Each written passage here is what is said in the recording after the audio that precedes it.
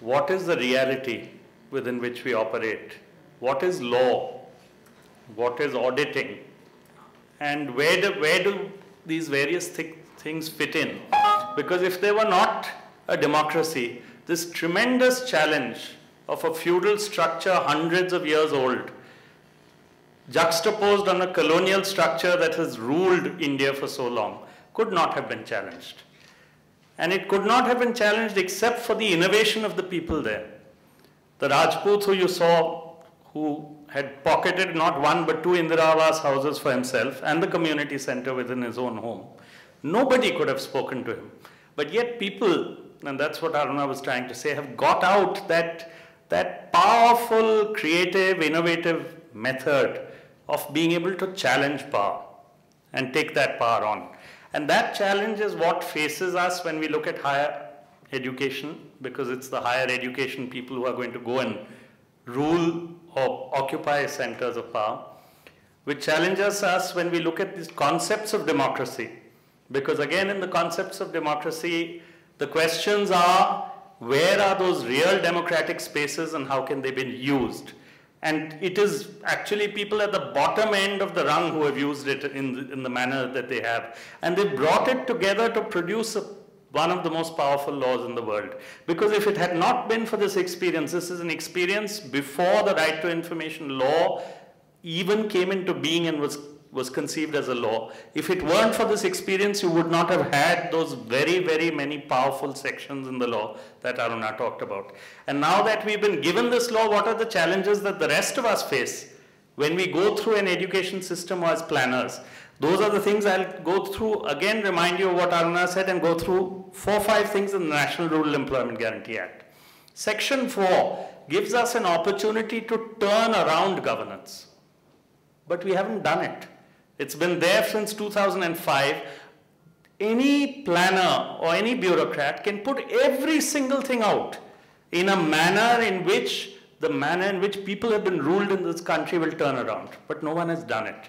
And that's the kind of challenge. We may do it on a computer, but it's not on a computer that it needs to be done.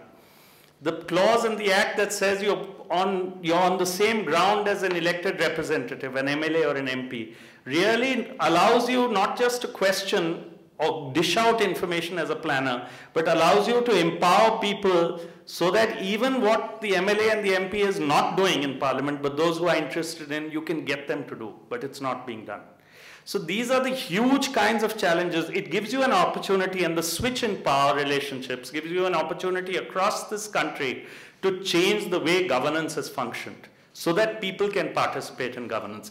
And I'll give you 3 quick examples from the NREGA. The National Rural Employment Guarantee Act is another massive act. I think the right to information, some friends of ours in a convention in Hyderabad recently said these are 2 transformatory laws. They are separate from other laws because they really have the capacity to transform relationships and the way this country is run. But they can transform now only after those who implement the law really see it in that sense. And that's the challenge before people like us, or people who are who have been gathered together today. The NREGA allows every rural Indian to ask for work and get work in 15 days. And what is the transformation there? That you have moved from a legal system where you're dishing out things to a legal system where there are entitlements and you're accountable for those entitlements. But can we produce that along with that? Can we really hold ourselves accountable? Can we create a real entitlement approach? I'll give you, in Rajasthan, under the National Rural Employment Guarantee Act, last year, 8,000 crores was spent. That's about $2 billion. 75 lakh households went to work. That's about half the households in the state. People during this economic downturn really had a situation where, despite the very messy way in which the law was being implemented, despite that, got a huge opportunity to be able to fight hunger and rank deprivation. We cook our own food. For the first time, they learn to carry water, and they learn that water, most of the country carries its own water. It doesn't come through a tap.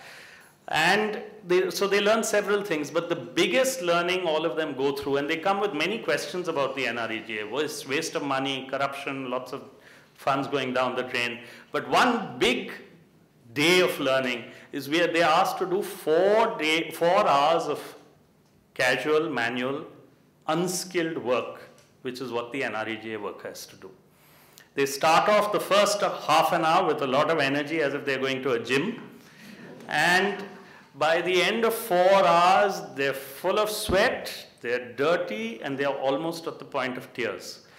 But at the end of that, almost across the board, they all say that this is the biggest learning we've ever had. This is not unskilled work. This is not work actually we can do. This is a wage that, these are all the statements, this is a wage, they deserve much more.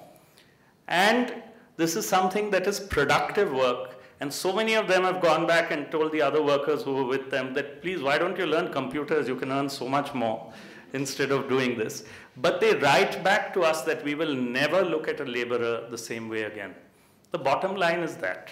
The bottom line is that as administrators, as people who've gone through an education system, as people who are learning at the cost of others, in a sense, because we are being put through this education system, can we at least recognize through the eyes of the people with whom we are dealing and whose lives we are dealing with, can we recognize that at that level? Last point I'd like to bring up is corruption, which ties together NREGA, RTI, governance, democracy, education. This country, of course, deserves PhDs in corruption across the board. But there are people out there who are really finding ways and means to use corruption as a battle against exploitation. Because for them, corruption really means the difference between their rations, between their medicines at the shop, between their education system. And what the right to information has given us an opportunity to do, and what we've seen in Rajasthan, and which Aruna talked about finally, is that by people saying, we will check, we will audit, we will see every single act of governance that is done, they have pointed out at great risk to their own lives and done everything that is conceivable, in a sense, to protect the core values of that particular law. The point is that on our end, again, as an education system and as a system of administrators, do we have the capacities to be able to say that once this is pointed out, once the work is done, the dirty work in a sense, the difficult work, the threatening work is done by someone else, do we have that same level of commitment to be able to meet them? Otherwise, all that we do is of no value.